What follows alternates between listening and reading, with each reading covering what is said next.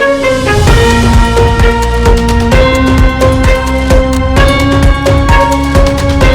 remember very well during my Padayatra in GD Nellore constituency, it was the last village before my night hall.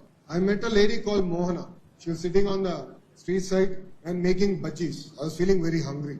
So I asked her, can I come sit and have a conversation with you? She said, please come, please be seated. And she was making hot bhajis.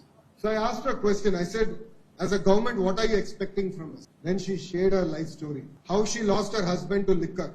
And for almost 30 years, she sat in that same place, making bhajis, saving money, educating both her sons. And all she asked from me is to find jobs for them. And that has had a profound impact on me. That is when, as part of our electoral promise, we said, we will create 20 lakh jobs here in Andhra Pradesh. So far, we have entered into an MOUs to create close to 1 million, 10 lakh jobs across sectors. We have grounded companies that will create close to 6 lakh jobs. So Andhra Pradesh is on a hyperdrive.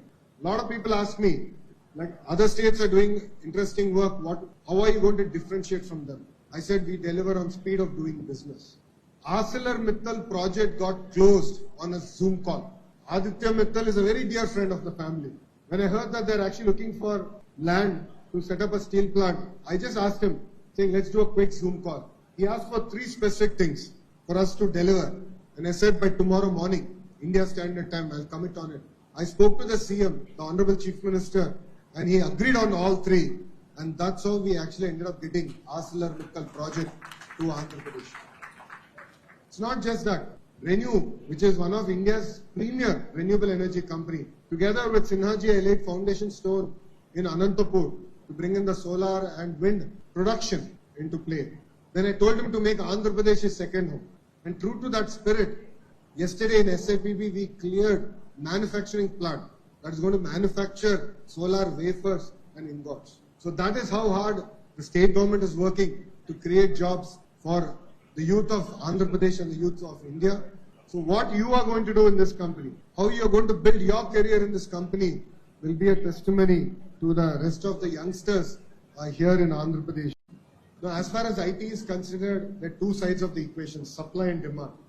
I'll talk about the supply side, then come to the demand side. As an education minister, my focus is actually to revamp our entire curriculum. I have been challenging my APSHI chairman, my secretary, higher education, that 4 years students are going through a certain grind, but they're still not getting job. But they go to Amirpet in Hyderabad, train for 3 months, they're getting a job. Now, what are we actually teaching our kids? So it's important to understand where technology is going to land and actually work on the entire curriculum. So that is something that I'm very passionate about, and that is a change you'll see on the supply side.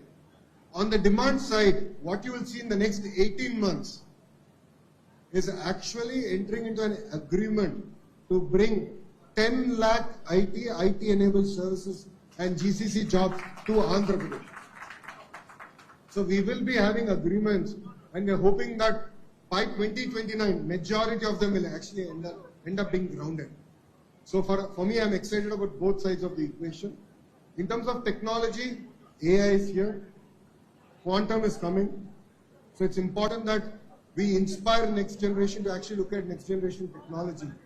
So this is the vision with which we are actually going to work as a state government.